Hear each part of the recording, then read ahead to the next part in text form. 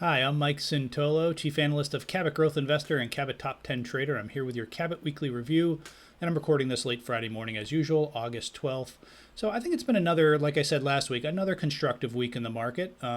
Indexes are up. I'd say most stocks. I certainly haven't seen much abnormal action. And I'd say most stocks and surprises are to the upside. Not that there aren't potholes out there. There are. But there's definitely more good than bad. I will point out a couple, and I'll talk about this in the charts. We have seen a little bit of finally selling on strength here. We saw Monday kind of a higher volume reversal. Yesterday, Thursday, another higher volume reversal in the NASDAQ, which is just something to watch. Maybe the sellers are starting to put up a fight. Some key stocks and indexes and funds and stuff are approaching the 200-day line, which we're still beneath on the vast majority of indexes and stocks. So it's something to keep an eye on. To this point, though, there hasn't been a lot of follow-on selling. Could happen next week, we'll see. But so far it's more of people trying to sell, reposition as on the rally, but it's not like there's a pile-on effect and things just melt down, obviously. The other thing that's a little bit of a, I won't say yellow flag, but it's very tertiary. But you are seeing more the AMCs and the DNA, like some of the garbage stocks. They rally 50% in a day. Just kind of that sort of thing isn't usually what you see when the market's going down or right, off a low, because the speculative juices just aren't there. So short term, that can be a little bit of a yellow flag. I wouldn't read too much into it, but it is something I have been kind of keeping a distant eye on this year. Usually when you get some of these things to ramp, the market does pull in. Now, I'm not predicting that overall. I think the evidence just continues to take baby steps in the right direction. So I think the game plan of sort of slowly extending your line, taking some partial profits, keeping your stops in place, raising them as you go, makes sense. And if this keeps going and this is a real bull market or whatever, there'll be plenty of stocks to latch on to, either on breakouts or pullbacks or whatever. But I think slow but steady makes sense, until the evidence changes. In Cabot Growth Investors Model Portfolio, that's what we're doing. We've gone from 90% cash. We're down to we're still at 60% cash. And we do have a couple stocks on tight leashes. Maybe we're 70% in cash next week if we pull in sharply. But there are more and more stocks that would be tempting on pullbacks as well. So we'll see how it goes. Like I said, I think there's more good than bad. But as always, we're just taking it day to day from here. Okay, enough with the preamble. Let's hop into the charts. As usual, I'm using a program called MarketSmith. You can learn more at marketsmith.com. It's a product of Investors Business Daily. Get out my line pen. Nothing really changed here. This is the NASDAQ daily chart. We're well above our intermediate term model at this point. It's the lower of the 25-day or 50-day simple lines. And, there's plenty of daylight here. So, again, like I said last week, if we come in next week and we come all the way down here in 5 days, that's not good. But the point is we could pull back. We could, fill this gap. I'm not a big index level guy. I've explained that why before. I'm more of a trend guy. And the intermediate term trend is clearly up. We bottomed here back in June. A lot of growth stuff bottomed really in May, kind of had this little bottom area, and it's been a pretty solid, persistent advance, especially in the past 2 or 3 weeks. So far, so good. And what I was mentioning before, again, I don't want to make too much out of it. This is sort of me looking for, just keeping my eyes open, not being too bullish or whatever. Big reversal on Monday, not big, but meaningful reversal on Thursday. But you can see there really wasn't any follow-through selling. It wasn't like, here's a bad day right here, and then you gap down the next day and you couldn't hold anything. This is in a different position so far. Okay, so we'll see how it goes. Same thing with most of the indexes. The NASDAQ's the strongest, but they're all pretty much in gear in the intermediate term, which is a good thing. Here's the S&P 500. It did clear this sort of late May, early June zone that we've been talking about. So that's pretty good. The New York Composite's a little weaker, although there seems to be some movement into commodities here recently. It's still below here, but again, intermediate term wise, clearly positive. And what's sort of interesting is the small and mid cap. So this is a Russell 2000, and this is something you would see sort of early in a new cycle. They are starting to outperform number one. You can see they're kind of the first. This is the Russell 2000, and this is the S&P 400 mid cap ETF MDY. They're the first ones to kind of come up of the major indexes to come up and test the 200-day line. Now, they might test it and fail. I don't know. But so far, the fact that they're the first ones there, I think is a pretty good sign. I wouldn't read, again, too much into it. This is sort of tea leaf reading. But either way, the intermediate term trend is up for all the indexes, which is good to see. And I mentioned the up-down action. The other thing with the snapback, whoops, I'm just looking at my notes, and that's what I'm typing in, is so this week we had, I think it was, let's see, NVIDIA, beginning of this week seems like 4 weeks ago, but NVIDIA had a warning earlier this week. They said earnings not so good. And I think it was Micron, right? Was that the other one? Yeah, Micron got hit on earnings. But you can see even those stocks have snapped back. And if you look at the SMH, which is the chip ETF, this just looks like basically a persistent pullback. I mean, we're still below the 200-day line and all that, but this looks like just a classic sort of trend knockout move, basically, where you're in this persistent trend, some bad news hits, people sell for 2 or 3 days, and then snap right back. We'll see. I mean, maybe we have to back and fill here. But I am, when the chip stocks are doing pretty well, it's almost always a good sign for the market and for growth stocks and the NASDAQ. We'll see how it plays out.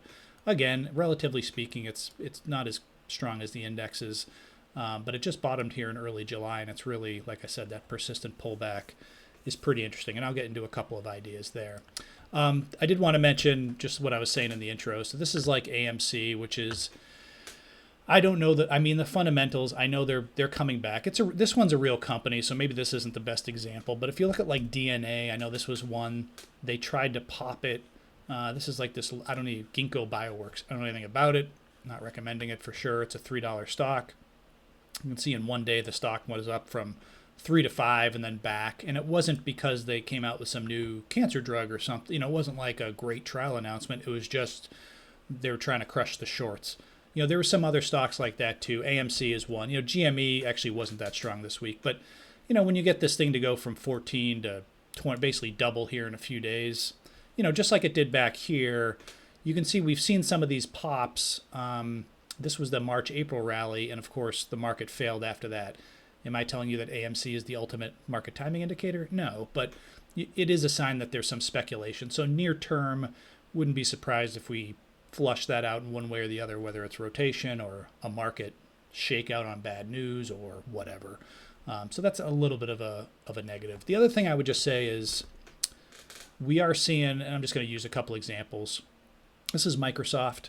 Obviously, I don't follow it that closely. It's just a mega cap stock. Looks fine. Good company. Looks fine. Sales and earnings. Relative to the market, it's probably, it's only 17% off its high, which is pretty good. Bottomed out here, and it looks fine. My point here, though, is these things are approaching, kind of like the small and mid cap indexes, the 200-day line. Amazon is another one. You can see it's been kind of futzing around with the 200-day line in here.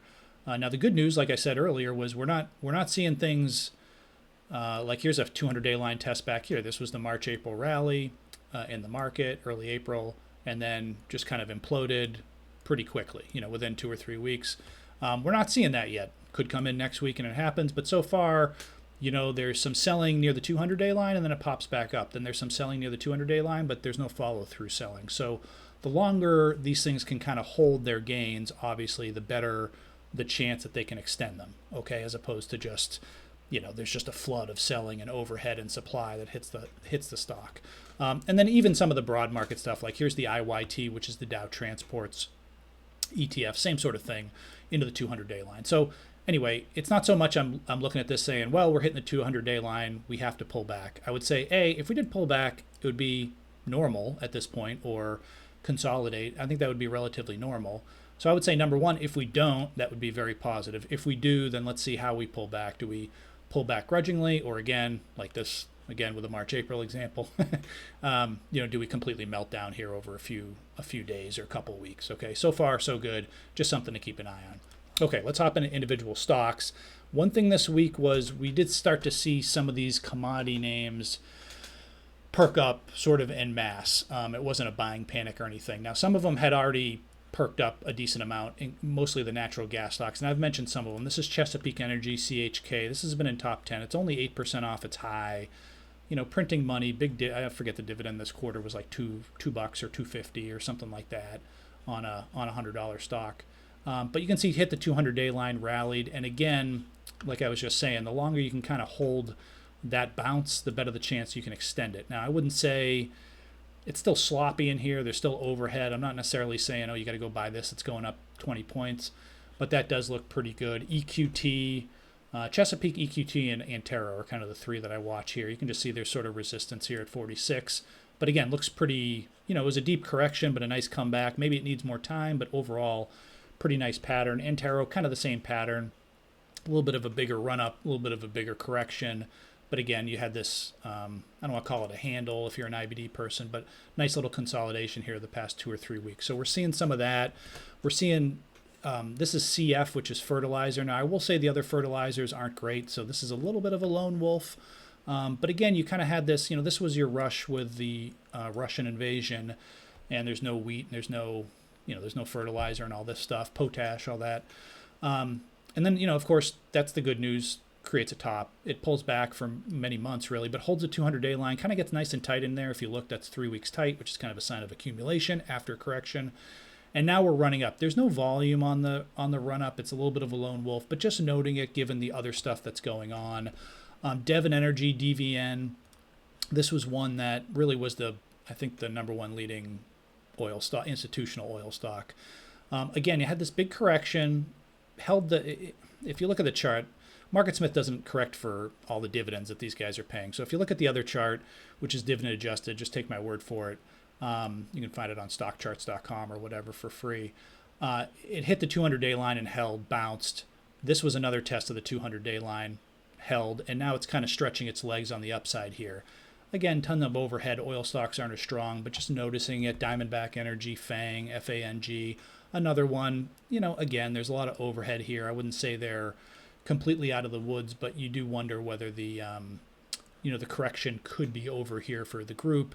And at the end of the day, oil prices, which don't follow that closely, but even if we're in a recession, there's a lot of recession talk. We're at $90 oil. So what happens if the economy sort of picks up steam from here, or is going to pick up steam in 4, 5, 6 months? So we'll see. Either way, we're picking up on that. Last but not least, sort of on the broad commodity theme, which I was surprised to see. I kind of lost track of this one. This is Albemarle, which people always correct me on how to say it. I don't know if I said it right or not. It's ALB. And what counts most for me is it had this sort of basing structure. It looked pretty good in here, but then it failed with the March-April rally. Not to keep talking about that failed rally, but we came back here and the stock bottomed here just a few weeks ago in early July, which was after the market. But it has been etching higher lows, you can see, and now it's really been, it had some hesitation on earnings. You can see this little shakeout in here. But it's been, smoke up a chimney here and really accelerating higher. This is lithium mainly. There's other stuff it does, but lithium and some other stuff, this is really the play there. So just something I'm kind of keeping a distant eye on. You can just see it's 5% off its all-time high, which is pretty darn good given the environment. So anyway, commodities could be reemerging. We'll see. Kind of need to see more. As we head into growth stuff, I still have a lot of charts here. More and more stuff is setting up, either as potential breakout things, tightness, or maybe pullback, but like persistent pullbacks. It's not 1999 like I've been saying, but there's more. This is ARGX, ARGX. It's a little bit thinner and higher. It's higher price, $375, higher stock price. But you can just see it kind of tried to break out here and ran into a wall. But again, there's not really any follow-on selling. And you can see on the weekly chart, it's been this beautiful little 6-week structure. Don't get me wrong, the valuation is big. I know they have a new drug out that's should be a blockbuster, I guess, but we'll see. All I'm looking at is the chart here, and of course the group looks good. Maybe you get a breakout that you can play or nibble here, whatever, however you want to do it. I'm just noticing that. Celsius, CELH, I mentioned this most weeks. So they had, here's your pop on the Pepsi news. This is the weekly chart. Big correction, very steep. Multi-month bottoming process, I would say, is fair to say, and now it's really accelerated higher. Maybe it needs a few weeks in here. You had the good news out with Pepsi. Then it bounced on, back to the daily chart, it bounced on earnings. But it's kind of just sort of chopping around here. Honestly, I think it looks completely normal. I know there's volume here, but I think this looks completely normal. Let's see if the stock can kind of, maybe it just goes, but my guess is at some point you're going to get a pullback. The moving averages catch up, shake out, something like that. You don't have many stocks with triple-digit sales and earnings growth, not just now, but projected for many quarters to come. So that's one to watch. I keep mentioning Duolingo, partially just because I like the name to say it, but DUOL. It keeps shaking out. Now it's kind of have this 5-week, very volatile structure in here. It's, it moves around 6-7 points a day for a $100 stock. But again, you kind of have this bottoming area in here. Let's see if that can get going. That's one. Chip stocks I mentioned. This is Monolithic Power, $500 stock, but whatever. The institutions don't care about the price of the stock, so you shouldn't either. I mean, that's the way I look at it. So if you have to buy 5 shares, buy 5 shares. If it's 50, it doesn't matter. Stock can move a bunch of points. So this is just, a nice early, it bottomed in January, double bottomed in July. Again, you have this persistent move, big volume after earnings. And now again, you kind of have, it got hit one day, it reversed yesterday, but there's no follow-on selling. So the longer it can hang in this area, it could be another handle, or you buy it on a pullback. It's up to you. That looks pretty good on semi, which I think I mentioned last week. It's a little bit all over the place here short term, but long term, it's kind of 3 legs down, and then boom, smoke up a chimney here, 6 or whatever, 7 weeks up in a row. It's looking like this week. You're going to see here's your shakeout on the market and the chip stocks and all that, and then boom, boom, boom, right back. Now, that's not my favorite thing when it's so crazy, it's kind of hard to get a handle on it, but clearly the stock is acting peppy and the numbers are pretty good there. Some other names, just running through them here. Trade Desk. This thing has had a huge run in the past many, many years, but it has gone through the ringer here. Clearly, not just this decline, but going back to the beginning of 2021. And now it just kind of gapped on earnings. Looks like it's going to be the heaviest volume for the stock in weekly volume since, I think this might have been the pandemic crash or soon after the pandemic crash. No, I'm sorry, that was last year. Anyway, biggest volume in a year or so. Back above the 200-day line. Let's just see what happens. Maybe this is something where this is a bottom and now it's just begun a new advance. I'm keeping my eye on it. ATI, some aerospace stocks look pretty good. This one's a little bit, you can see it has a run, corrects, has a run, corrects. But this correction with the market was pretty tame. 200-day line now back to new highs. This would be one where you're kind of seeing, again, you're finally seeing some stocks with power, persistent buying. Maybe it stretches its legs a little bit more and you get a shakeout on it. And then as I look at my notes, a couple more here. Chipotle, same sort of thing. It's not up and out, but it's trying to clear this area, just kind of noting it. Again, higher price stock, but clearly a good company. And it pretty much bottomed out here for many, many months before the market did. Advanced Drainage Systems, this is one that was in top 10. It's just really an infrastructure play, and it is a little thinner, so some of these moves can be exaggerated. And if this was 4 months from now and the market was running, I'd be like, if the stock was up here and it started acting like this, it's like, all right, maybe you should sell some or all. But having come right after this shakeout and just it's been up, 6 out of 7 weeks, and just this is going to be, looks like it's third straight week of above average volume gains. This would be one where I would guess the first pullback is buyable. Again, it's a little thinner and stuff, so, buyer beware. And then last but not least, I was just going to mention Will Scott, which is, again, there's a lot of stocks out there that I focus on growth, but there's other names that are looking good too. This is sort of a similar thing, not as dramatic as Advanced Drainage, but kind of this grudging pullback. It's a little bit slow, steady, not that slow. It's got pretty good sales and earnings growth and cash flow growth, but it's probably like a double-digit type grower, and it's tied to sort of construction and stuff like that, but it's still hung in there really well. And then now, as soon as the pressure came off the market, not huge volume, but a few weeks up in a row, 2 new highs, reacted well to earnings. I think this was a week or two. I think it was last week. It was early August. So again, maybe it stretches its legs a little bit more, and you try to grab a pullback. But my point is there's more and more stuff working. It's not 1999. There are stocks I'm not showing them all here. There are stocks not doing well. There is a little bit of short-term speculation out there. And we are short-term stretched. We're kind of overbought into resistance when you think about it in the indexes and a lot of stocks. I'm not an overbought guy, but we're overbought sort of into resistance. So to me, a pullback, like I said, would be normal. But if we don't pull back, or if we just kind of hang in there and extend higher, I think that would be a good sign to come. Right now, I would just say there's more good than bad out there. We continue to take baby steps in the bullish direction, but let's just take it day to day, week to week, and see how it goes. Okay, that's all the time I have for today. As always, thanks for listening. Be sure to come by again next week for another Cabot Weekly Review.